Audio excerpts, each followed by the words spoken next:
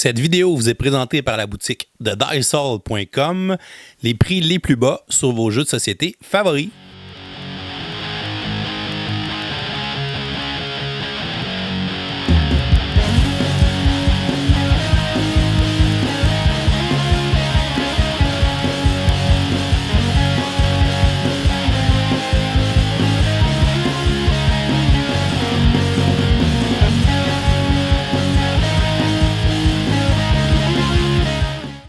Donc bonjour chers amis joueurs XCLP, bienvenue à ce nouvel épisode de Kickstarter 101 or Not. Aujourd'hui je te présente le jeu Company of Heroes, qui est un jeu tactique de déploiement d'unités Deuxième Guerre mondiale. C'est basé sur un jeu vidéo auquel je n'ai pas joué, fait que je pourrais pas te faire la comparaison.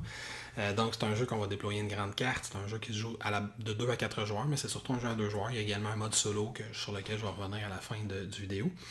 Et donc, on va déployer des unités, on va avoir des bâtiments, 3 types de bâtiments qui vont nous permettre de déployer jusqu'à 9 types d'unités différentes. On va essayer d'aller contrôler les points principaux d'intérêt sur la carte qui vont nous permettre de rapporter des points de victoire. C'est un jeu qui est une course aux points de victoire. C'est un jeu qui a ramassé un bon montant sur Kickstarter, qui vient de commencer à arriver, fait qu'il devrait se retrouver sur les tablettes d'ici quelques semaines, à tout le moins dans certaines boutiques. Fait est-ce que c'est intéressant? Je vais t'expliquer comment on y joue et je reviens à la fin pour te dire ce que j'en pense. Donc, première chose que tu vas faire pour la mise en place, tu vas choisir avec quel plateau tu veux jouer. Le jeu vient avec 4 plateaux qui sont recto-verso qu'on assemble 2 à 2 pour faire différemment. Fait que ici, on a la moitié du plateau du monastère. De l'autre côté, il y a la moitié du plateau de Stalingrad. On met ça de côté. Tu vois justement la deuxième moitié du plateau de Stalingrad. De l'autre côté, on va avoir la deuxième moitié du plateau monastère. On met ça de côté. Et voici la map assemblée des 3 ponts, 3 bridges. Donc, ça s'appelle même 3 ponts en anglais. Fait que ce sont des très très grandes cartes sur lesquelles il y a beaucoup d'hexagones. Fait qu'en premier, on va choisir notre carte. En deuxième lieu, on va choisir notre faction. Notre faction va venir avec un petit plateau de faction comme ça. Ici, on va également avoir une série de cartes à choisir avec notre faction, et notre faction va venir avec tous les miniatures, les tanks, les soldats, les artilleurs, etc. qui viennent avec cette faction-là. Dans les cartes, qu'est-ce qu'on va avoir à faire? Premièrement, les cartes de commandant. Dans le jeu de base, on nous suggère de ne pas les utiliser. Une fois qu'on est habitué un peu avec le jeu, on peut choisir un commandant. On reconnaît la ligne rouge ici que ce sont les commandants soviétiques. Chaque série de commandants a sa couleur associée avec sa faction. J'ai choisi les soviétiques. Fait qu'on va aller choisir le premier commandant, celui qu'on veut en fait, puis on va le placer dans la zone de commandant juste ici. Les autres cartes sont défaussées, on ne les utilise pas dans cette partie-là. On va également avoir 3 cartes de bâtiments qui sont numérotées ici. Ici c'est le bâtiment numéro 2, le bâtiment numéro 3. J'ai le bâtiment numéro 1. On va automatiquement commencer avec le bâtiment numéro 1 de débloquer. Et on va laisser placer les 2 autres bâtiments dans notre zone de jeu. Là, on va avoir également placé nos cubes de ressources. Notre carte de faction, notre plateau de faction est séparé en 2 zones. On a nos revenus qui sont ici, qui vont tous commencer à 1. On a le manpower en jaune, les munitions en rouge, le gaz, l'essence en vert, et on a les points de commandement, les points de victoire en bleu. Ça, c'est mes points de victoire. Donc, on va commencer avec 1 en manpower, munitions et gaz, puis on va commencer à 0 dans la piste de points de victoire. Et dans la partie du bas, on va avoir notre réserve. Fait qu'on va commencer avec 4 de manpower, 4 de munitions, 4 d'essence, et on va commencer avec 0 de points de victoire. Puis ça, il y a des petites variations qu'on va aller chercher sur Board Game Geek si on veut varier un petit peu. On va également remarquer que sur notre zone de jeu, juste ici, on va avoir notre point de départ. Ici, on va commencer dans une partie normalement sur la map de 3 points. On va suggérer qu'un joueur commence sur la zone 1B et complètement à l'autre opposé, dans l'autre diagonale du plateau. Le deuxième joueur va commencer sur la zone 2B. Les joueurs vont donc avoir choisi avec quelles unités ils veulent commencer. Ils auront à choisir parmi leurs unités qui ont un petit cœur vert. Les unités qui ont un cœur vert, ce sont mes unités d'infanterie. Les véhicules légers sont sur fond jaune, alors que les véhicules lourds vont être sur fond rouge. En début de partie, on va commencer avec 2 unités qui sont sur fond vert. Disons que mon joueur russe choisit une unité de chaque type. J'ai un conscript et j'ai une équipe de mortier. Le conscript, on voit qu'il a 3 points de vie. Je vais donc aller chercher un petit plateau comme ça dans lequel je vais mettre 3 soldats représentant ces 3 points de vie. Et ma deuxième équipe, le mortier, on voit qu'il a également 3 points de vie, mais il a aussi un dé rouge. Fait qu'on va aller placer ces 3 points de vie. On va aller placer un jeton de mortier pour que je sache que c'est un mortier. On va aller lui mettre un dé rouge tel qu'indiqué. On va expliquer dans quelques instants à quoi ça sert. Dans ma zone de départ, on peut les placer sur n'importe lequel des 5 premières cases. On va aller placer mes 2 unités dans les zones de départ qui est indiqué dans le livret de base. Puis ensuite, le joueur adverse va faire la même chose. Puis on va être prêt à commencer à jouer. On va se garder pas loin d'autres petites plaquettes pour déployer d'autres unités d'infanterie.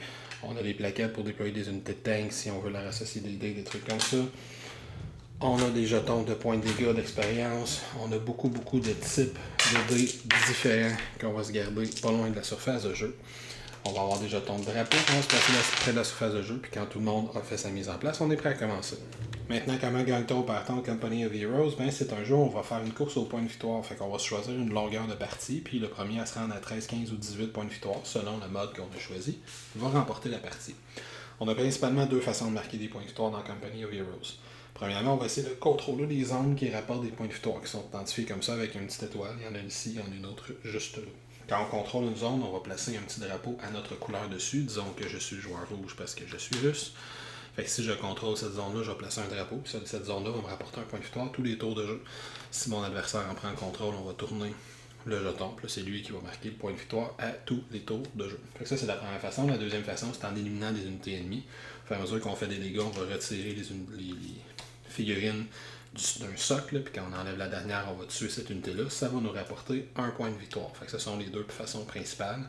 Il n'y a pas de bris d'égalité. Le premier à se rendre au nombre de points de victoire qui est demandé va remporter la partie.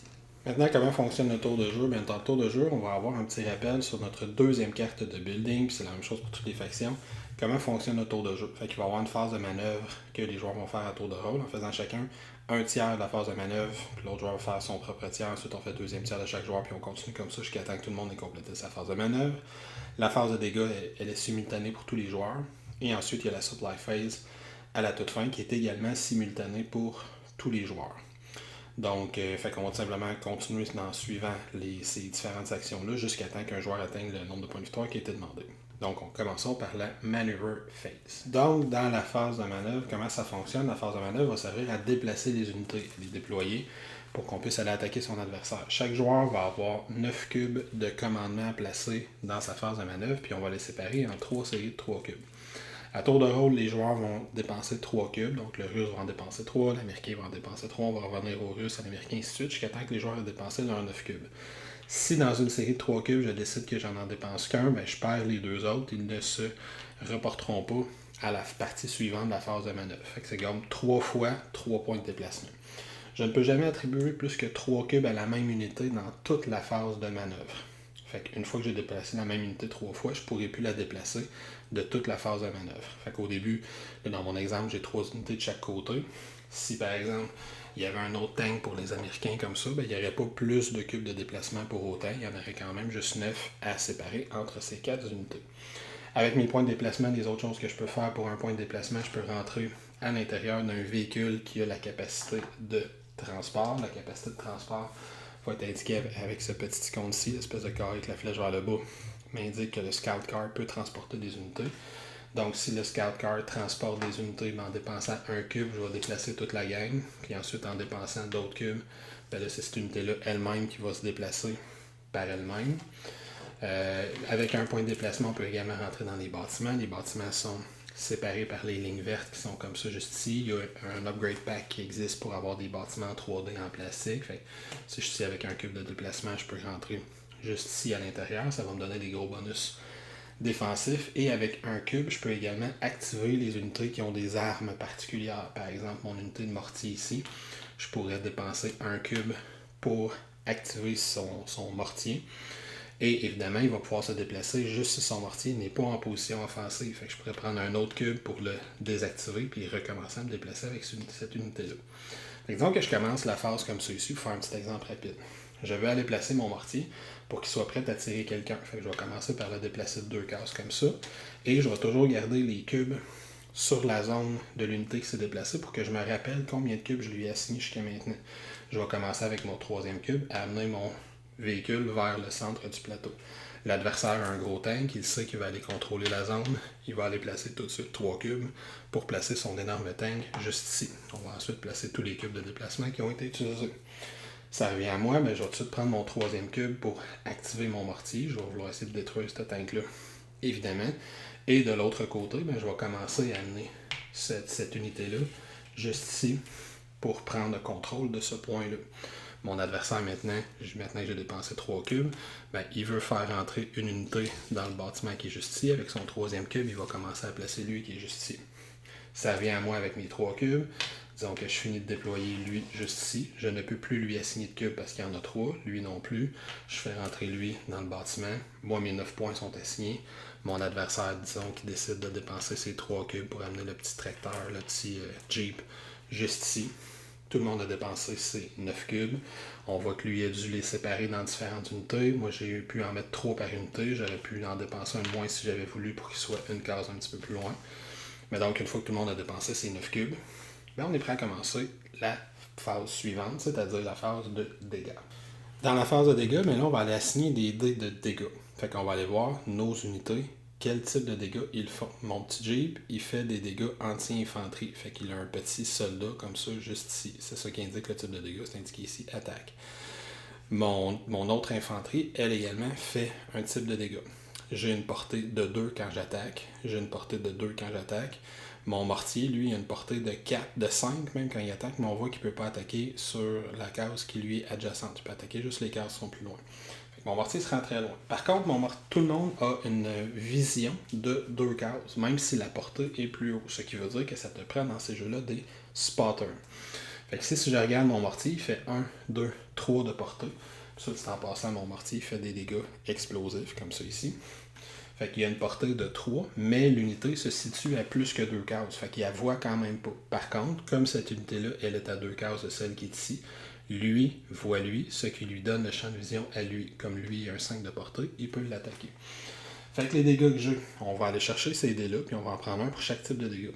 Lui, il fait un dégât comme ça, fait que j'ai un dégât comme ça attribué.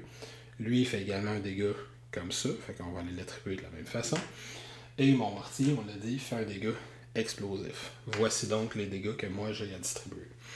Fait que comment vont fonctionner les dégâts? On va aller voir l'unité que j'attaque. Si je fais des dégâts d'infanterie et j'attaque des unités d'infanterie, il n'y a aucun jet de défense.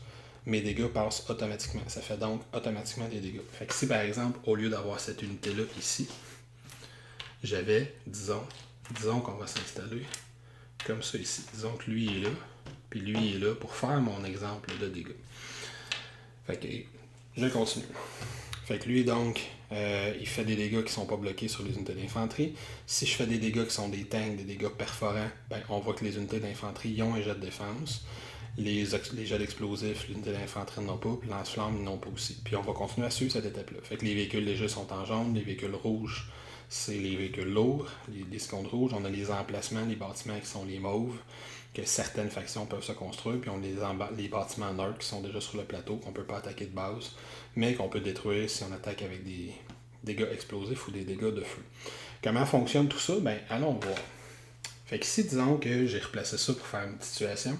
Quand je regarde mes dégâts d'infanterie, je vois que sur les véhicules lourds, ça fait rien du tout.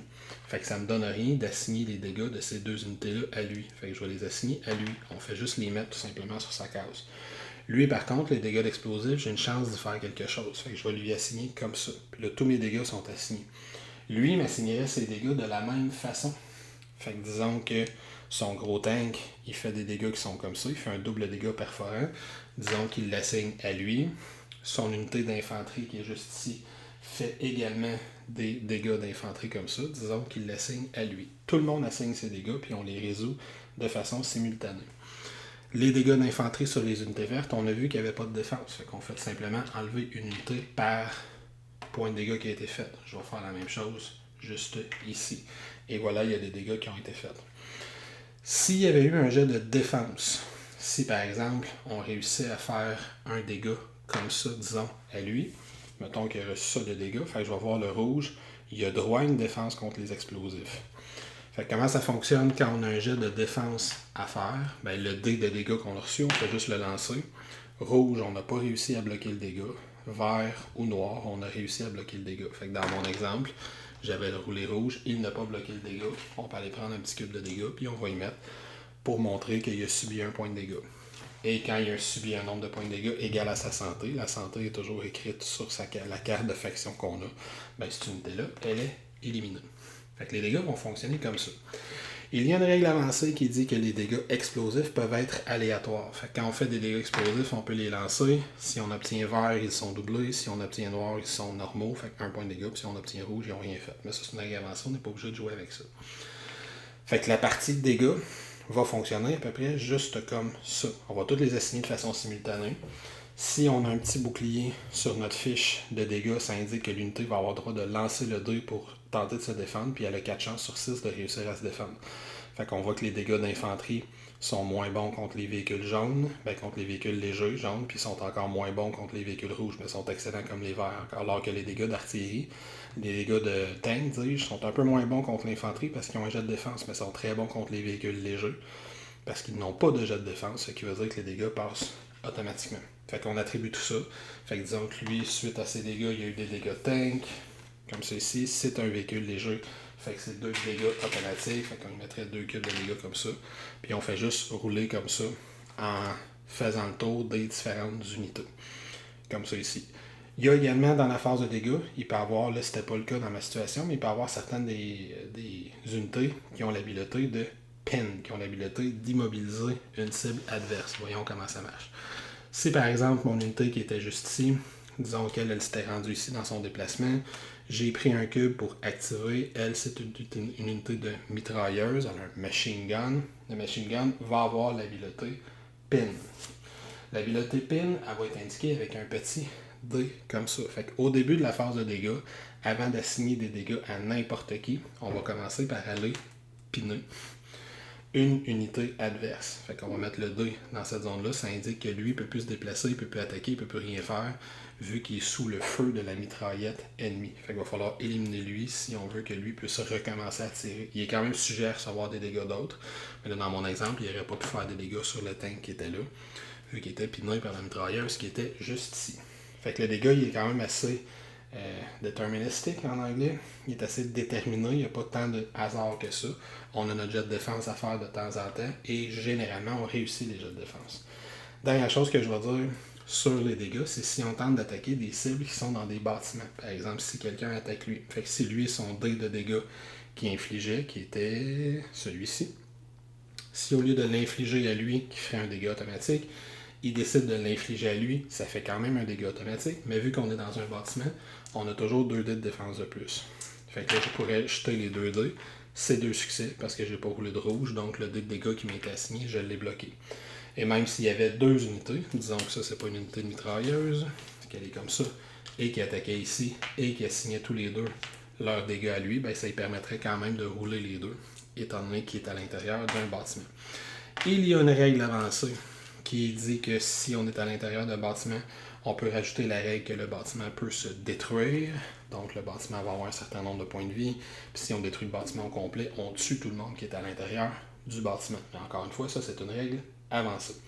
Fait qu'une fois que tous les joueurs ont résolu tous leurs dégâts, on passe à la phase finale qui est la supply phase. Dans la supply phase, on va aller faire ces 4 étapes-là dans l'ordre. Premièrement, on va capturer tous les points qu'on contrôle. Qu'est-ce qu'on veut dire par point qu'on contrôle? On veut dire sur la carte les points qui ont des zones de ressources comme ça. Fait que si au début de la supply phase, j'ai une unité qui est dans une zone point de contrôle, peu importe laquelle, je vais aller prendre un drapeau de ma couleur puis je vais aller le mettre dans cette zone-là. Maintenant, c'est moi qui le contrôle. Dès que je le fais, je vais augmenter mes ressources, mon revenu de ce type de ressources-là. Fait que ça, c'est point de victoire. J'augmente donc mon revenu de point de victoire de 1. Si dans le même tour de jeu, j'avais par exemple une unité qui avait terminé là, ben je mettrais également un drapeau juste ici. Je suis le joueur rouge, je le mets donc comme ça. Et j'augmente mon gaz de 1. Et il y a des points de contrôle pour le manpower. Il y a des points de contrôle pour les munitions. On voit par exemple ici, j'ai un point de contrôle pour les munitions, un point de contrôle pour les manpower. Fait qu'au fur et à mesure que la partie va avancer, je vais contrôler plein de points différents comme ça. Et ça va améliorer toutes mes zones de ressources que j'ai sur mon plateau personnel, comme ça, ici.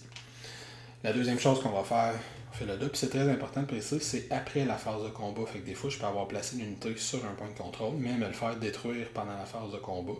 Donc, je ne réussis pas à capturer la zone. Il y a certaines unités, comme elle, qui ont ce petit symbole-ci, qui indique que lui peut capturer des points adverses. C'est d'ailleurs pour ça que lui, il pouvait capturer des points adverses. Normalement, les tanks ne peuvent pas, ça doit être les unités d'infanterie. Et il va capturer, il y a certaines unités qui peuvent capturer les points adverses pendant la phase avant que la phase de combat commence, à la fin de la phase de manœuvre. Donc même s'ils se font détruire, ils capturent quand même le point de contrôle. Une fois que ça c'est fait, on va ajuster nos revenus. Donc, je vais aller faire les revenus de chacune des ressources qui est ici. Fait que dans mon cas, je vais faire 2 de manpower, 2 de munitions, puis 1 de gaz, 2 de gaz, puis je vais faire un point de victoire. Le premier sur les 13, 15 ou 18 que ça me prend pour remporter la partie. Je vais tout de suite préciser aussi, je peux avoir fait des points de victoire, je l'ai déjà dit, en éliminant des unités ennemies. Fait que si on tue une unité ennemie au complet, on élimine la dernière unité adversaire, on va faire un point de victoire. Si on se rend à 10, on va mettre un cube orange pour montrer qu'on est à 10, puis on va recommencer jusqu'à temps qu'on se rende à 13, 15 ou 18, selon la cible qu'on a pour notre scénario. Je vais tout de suite dire aussi que dans les règles avancées du jeu, il y a un système d'expérience. La première fois dans un round qu'on a réussi à infliger des dégâts, on va gagner un point d'expérience. Puis là, c'est pas la première fois par unité adverse qu'on attaque, la première fois au total. Fait que si je fais des dégâts à 3 unités différentes, je fais un point d'expérience. Et en plus de ça, on va faire un point d'expérience supplémentaire pour chaque unité qu'on réussit à tuer, à détruire, à annihiler au complet. Fait que les unités qu'on tue me rapportent des points de victoire et des points d'expérience, puis la première unité que je blesse me rapporte de l'expérience. Cela étant dit, continuons. Qu'est-ce que je fais avec toutes ces ressources-là? Ben, c'est là qu'il va y avoir la partie très stratégique du 2 de qu'est-ce que je déploie comme unité. Je peux déployer des nouvelles unités en payant le coût qui est demandé ici. Fait que, par exemple, déployer une nouvelle infanterie me coûte 3 de manpower. Ici, il va coûter 5 si je veux que ce soit une unité de mortier, 2 de manpower puis 2 de gaz si je veux que ce soit mon scout car. Je peux également améliorer mes bâtiments. Je dois les améliorer dans l'ordre. Je peux payer 1 de manpower puis 3 de gaz pour tourner cette carte-là. Ce qui me donne accès à 3 nouvelles unités. Je commence à avoir mes tanks lourds qui sont juste ici. Puis si j'ai le coût dans le même range, je peux payer le coût qui est là et déployer cette unité-là. Puis quand je vais avoir le building de niveau 2, je vais pouvoir éventuellement débloquer mon building de niveau 3 qui coûte ça ici, puis qui me donne accès encore une fois à des nouvelles ressources. Et par exemple, pour les Russes, je vais avoir tous ces tanks-là éventuellement que je vais pouvoir déployer sur le plateau de jeu. Quand j'achète une nouvelle unité, disons que j'achète le T70, comme on le voit juste ici, ben, je vais le placer juste à côté de ma zone de déploiement initiale, qui est ce petit symbole-ci. Je vais le déplacer juste là, il va commencer là, dans une de mes zones de spawn du début de la partie. Puis à partir de ce moment-là, dans ma phase de manœuvre, je vais pouvoir commencer à déployer également, à déplacer également cette unité-là. L'autre chose que je peux faire aussi dans cette phase-là, c'est d'améliorer mes unités. Disons que je suis comme ça ici, ou disons, tiens, pourquoi pas, je les ai tous, on est plus loin dans la partie. Si je veux améliorer mes unités, bien, chaque unité a sur la deuxième ligne de son unité 2 possibilités d'amélioration. Si par exemple je prends le tank qui est juste ici, qui est le T34. Le T34, c'est celui-là qui est juste là. On voit que lui, il fait 2 dégâts de tank plus 1 dégât d'anti-infanterie. Il y a une portée de 2, il y a 3 points de vie, etc. Fait que ça, je peux le déployer sur le plateau. Soit en passant des petites flèches comme ça. Dans les règles avancées, c'est qu'on a l'angle de vue, la façon dont je me déploie. Si je regarde comme ça ici, les unités vont pouvoir tirer juste dans un sens. Fait que lui, ça indique qu'il peut tirer juste par en avant pour son dégât d'anti-infanterie, mais il peut faire ses dégâts de tank, c'est sa tourette, fait qu'il peut la faire n'importe où autour de lui. Il y a toujours une portée de 2, 3 points de vie, etc.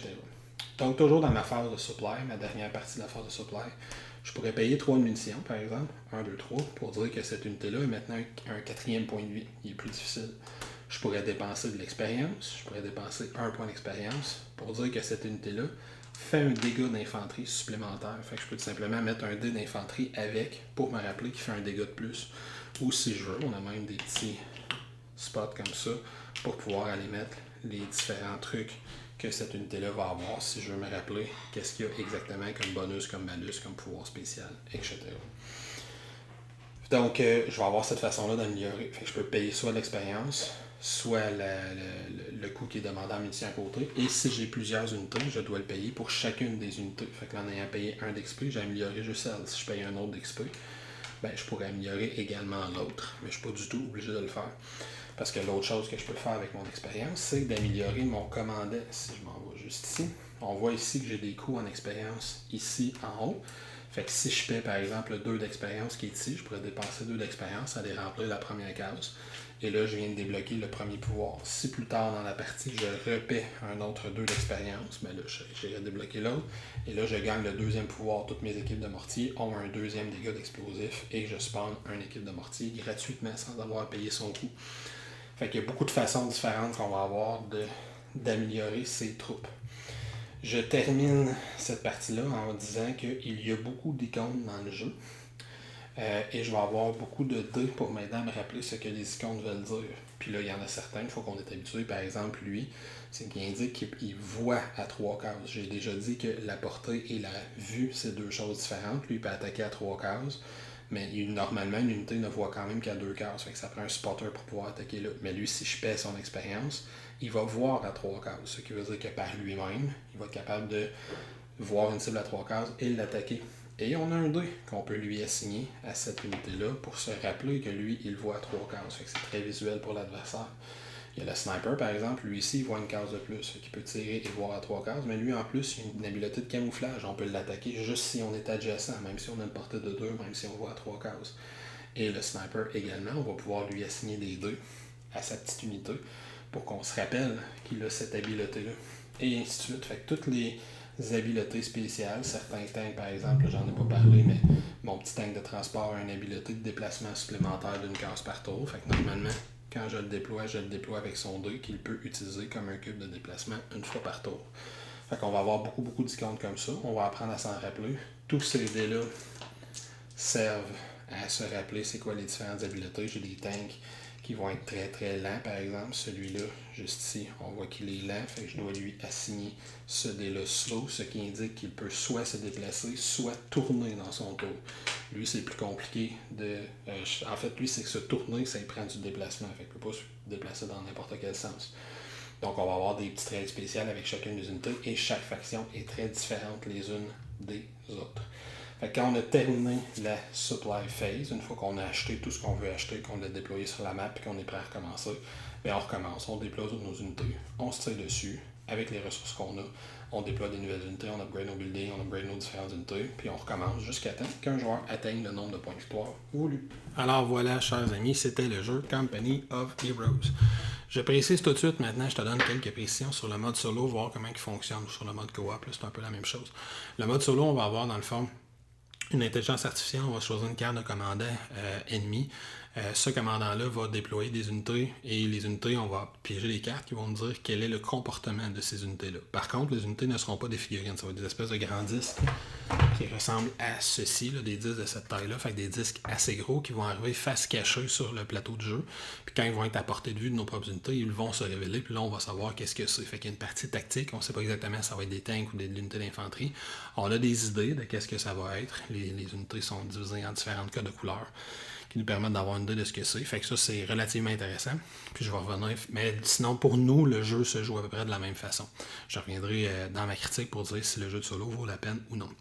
Donc, au niveau de la critique, d'abord, au niveau des composantes, le jeu est extraordinaire au niveau des composantes. Le seul défaut peut-être que je trouverais, c'est que les maps sont vraiment très grandes. Ça prend beaucoup de place sur la table. Mais bon, ça peut être pertinent. Fait que, il y a quand même beaucoup d'espace non utilisé, mais on part d'assez loin les uns des autres. Fait que ça nous donne une coupe de tours pour aller chercher quelques ressources, puis commencer à déployer des nouvelles unités avant qu'on finisse par avoir l'inévitable clash qui arrive normalement dans le milieu de la map. Sinon, les plateaux personnels, les cubes, les figurines, évidemment. Puis j'aime beaucoup le fait que chaque faction a son propre petit rack pour serrer ses figurines. Fait que c'est facile, on donne ça, on prend un joueur. Fait que la mise en place pour un jeu de cette taille-là prend littéralement 5 minutes, ce que j'aime beaucoup. J'aime beaucoup une de mes choses préférées, c'est probablement tous les dés qu'il y a à l'intérieur du jeu, qui ne sont pas des dés qu'on va rouler, à part peut-être le dé d'explosion puis certains dés de dégâts qu'on va vouloir faire des jets de défense, mais sinon toutes les améliorations, les gains, les pouvoirs que nos unités ont, on va placer des dés sur leur petite tuile de plastique Fait que c'est très très visuel. Je me rappelle que cette unité-là, c'est une unité de mortier parce qu'elle a le petit canon de mortier dessus. Je me rappelle que lui, c'est un machine gun qui peut faire un pin parce qu'il y a son dé rouge qui indique qu'il va immobiliser des unités adverses. Je me rappelle que lui, il a un bonus de 1 au dégât parce qu'il y a le dé du bonus de 1 au dégât dessus. Fait que cet aspect-là rend le tout extrêmement visuel puis très très très facile d'approche. C'est facile à expliquer, c'est facile à apprendre. Au niveau des règles, ben, c'est un jeu tactique. Là, je dirais, je vais le séparer en deux. Je vais commencer par parler du jeu, comment il était designé à la base, c'est-à-dire un jeu de confrontation à 2 joueurs. C'est excellent. Si on aime évidemment ce type-là, pour moi, c'est un espèce de mémoire 44+. Il y a plus de décisions tactiques, je trouve. Il y a le même type de variation entre les unités, fait que mon unité d'infanterie ne se comporte pas de la même façon que mon unité de tank. J'aime beaucoup la façon dont on se contrôle le déplacement de nos unités parce qu'on est toujours en train de réagir à ce que l'autre fait. Je fais pas mes 9 points de déplacement d'un coup, puis ensuite tu fais les tiens. J'en fais 3, t'en fais 3, j'en fais 3, t'en fais 3, fait que tu t'en vas par là. Ah, je pensais pas que tu passerais par le pont du sud, je pensais que tu irais au centre, fait que d'abord je vais redéployer puis je vais aller vers le sud. Des fois, on va s'empêcher d'utiliser certains cubes de déplacement pour attendre de voir qu'est-ce que l'autre va faire. Fait que ça, je trouve ça vraiment super intéressant. J'aime beaucoup comment tu peux personnaliser tes unités, puis j'aime beaucoup le système de dégâts, comment il marche, qui est très très simple et très très intuitif. Ça prend peut-être une partie, puis on finit par savoir par cœur qui fait quoi contre qui, de façon le plus optimale possible. Déploie des tanks pour détruire les petits véhicules légers, c'est super efficace parce qu'ils n'ont pas de jet de défense. Déploie de l'infanterie pour tuer d'autres l'infanterie. Les tanks contre l'infanterie, c'est un petit peu moins bon, mais si j'ai des grenadiers contre des tanks, là, il y a quelque chose de très efficace. Et chaque faction fonctionne très très très différemment les uns les autres. Il y a juste les Russes qui ont le sniper qui peut se cacher, fait qu'il peut tirer de plus loin, puis s'il y a une amélioration, il peut commencer à tirer des tanks. C'est très intéressant. Les Anglais, ils ont des espèces de bâtiments qui peuvent déployer, qui vont faire du renforcement ou peuvent mettre des unités de mortier quelque part qui sont fixes, qui peuvent pas bouger. Fait que chaque faction roule vraiment très très très différent les uns des autres. Fait que c'est assez asymétrique. Les règles sont pareilles pour tout le monde, mais mes pouvoirs de faction sont vraiment très différents. Les coups sont différents pour déployer ces unités, fait que tu ne joueras pas de la même façon avec chacune des factions. J'aime beaucoup ça. Le système de dégâts, il est simple, il est intuitif. J'aime beaucoup comment tu progresses, j'aime beaucoup l'expérience, comment ça fonctionne. Chaque faction a à peu près 5-6 commandants différents qui ont chacun 4 pouvoirs qui peuvent débloquer de l'expérience. J'ai vraiment une excellente rejouabilité si tu aimes les jeux de skirmish. Mine de rien, il y a aussi 4 maps différentes. Fait que tu ne joueras pas toujours sur la map que je viens de te montrer avec les 3 ponts. Le monastère qui est dans une forêt, tu as une espèce de map qui est dans une prairie, puis tu as une map de Stalingrad qui est dans la neige. Même dans la neige, tu as des règles pour la glace. Tu peux tirer dans la glace, faire couler des tanks dans l'eau, des trucs comme ça. C'est super intéressant. Et il y a un livre de mission qui vient offrir des challenges particuliers. Fait qu'il peut avoir une fonction, une faction qui va commencer avec plus d'unités que l'autre, puis qu'il faut qu'ils défendent de quoi pendant un certain nombre de temps. Il y a plein de missions différentes qui vont varier sur juste le premier qui atteint un certain nombre de points de victoire. Je trouve aussi le jeu très thématique, mais certains vont peut-être trouver ça un peu répétitif, parce que si je fais des parties à la course aux points de victoire sur la map que je viens de te montrer, chaque joueur va commencer avec 2 zones qui rapportent des points de victoire qui est dans sa moitié du plateau, puis il y en a une qui est en plein centre, qui est le pont. C'est sûr qu'on va aller se battre pour le pont. Puis chaque map, c'est pas tout le temps exactement le même truc, là, une case dans le centre, mais chaque map va avoir des points stratégiques. C'est sûr qu'on va toujours aller se battre pour ces points stratégiques-là, mais ça fit avec un jeu qui a l'esprit de la Deuxième Guerre mondiale, avec les batailles d'escarmouches qui s'y passaient toujours, fait que dans les différentes villes qu'il fallait défendre et tout ça. Il y a un système où on peut mettre de la pression sur les joueurs pour jouer avec un petit sablier qui permet de te forcer à prendre tes actions, ton tour de jeu, là, tes points de déplacement en un certain nombre de temps pour éviter que les parties s'étirent, mais c'est un jeu qui dure vraiment 60 à 90 minutes à 2 joueurs, ce que je trouve très intéressant. Là où j'ai un bémol, c'est sur le mode co-op solo. Je le trouve honnêtement très très bon. Là. Tu vas flipper ta carte de commandant, tu as différents niveaux de difficulté, puis à chaque tour de jeu, il va flipper certaines cartes, puis il va dire déplace telle unité qui essaie d'aller. Tu sais, une unité verte, essaie, qui sont des unités d'infanterie, essaie d'aller prendre un point de contrôle, puis si j'en ai pas, ben, il y a une unité jaune qui est un véhicule léger qui essaie de se déplacer puis de t'attaquer, des trucs comme ça. C'est vraiment simple comment ça marche. Le problème qu'il y a, c'est qu'il y a un deck d'unités ennemies. Les unités ennemies ne sont pas des figurines, fait que les joueurs qui ont trippé sur les figurines du jeu, ils vont peut-être être déçus de ne pas toutes les utiliser quand tu joues en solo. Et l'adversaire, il y a un deck, fait que c'est toujours le même adversaire que tu affrontes, si je peux dire. Puis comme lui, son intelligence est artificielle, il n'essaiera pas des stratégies différentes. Si on joue sur la map que je viens de te montrer, il va toujours aller vers le centre, c'est sûr, à 100%. Puis il va essayer de tilder le jeu. Le jeu est quand même un bon challenge, si tu essaies en solo. Fait que il y a quand même beaucoup d'unités ennemies dans cette faction-là ennemie, mais il y a juste une faction ennemie. Fait que je sais pas si J'ai joué 3 fois à date, j'ai bien aimé mes parties, j'ai essayé différentes maps. Dans le fond, j'ai beaucoup aimé ça. Mais je sais pas à quel point je vais aimer ça de rejouer sur une map que j'ai déjà faite. J'ai l'impression qu'une fois que tu as battu la map, tu vas augmenter ton niveau de difficulté, tu vas la rebattre. Puis une fois que tu as battu tous les niveaux de difficulté les plus difficiles, c'est pas le genre de jeu que tu vas vouloir revenir en jouant en solo, je pense. Fait que je dirais, à moins qu'il améliore le produit, parce qu'il y a une autre campagne qui s'en vient cet été pour ce jeu-là aussi, une suite, une version 1.5, à moins qu'il améliore le produit en solo, je suis pas sûr que je me lancerai là-dessus si c'est strictement pour jouer en solo. Si c'est pour jouer en solo et pour jouer en skirmish 1 contre 1 ou 2 contre 2, là, il est sharp. Il est très, très, très intéressant. La façon dont les factions vont interagir entre elles, là, c'est vraiment très, très, très solide. La façon dont tu vas réagir aux tanks américains, aux snipers russes, aux différents bâtiments anglais. Puis il y a une autre faction, les Allemands, évidemment, qu'il va avoir dans le jeu.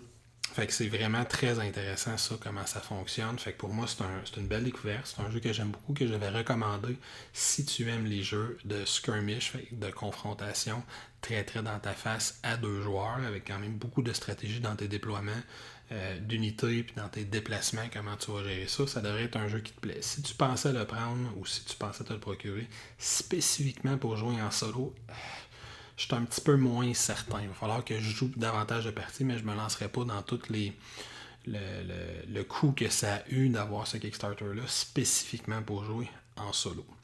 Fait que voilà, je sais pas si ça t'a aidé, si ça te nuit ou si je t'ai juste fait perdre ton temps. J'espère que ça t'a aidé un petit peu.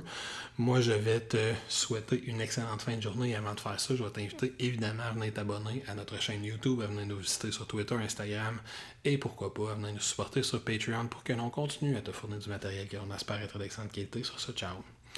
À la prochaine, fais attention. À toi.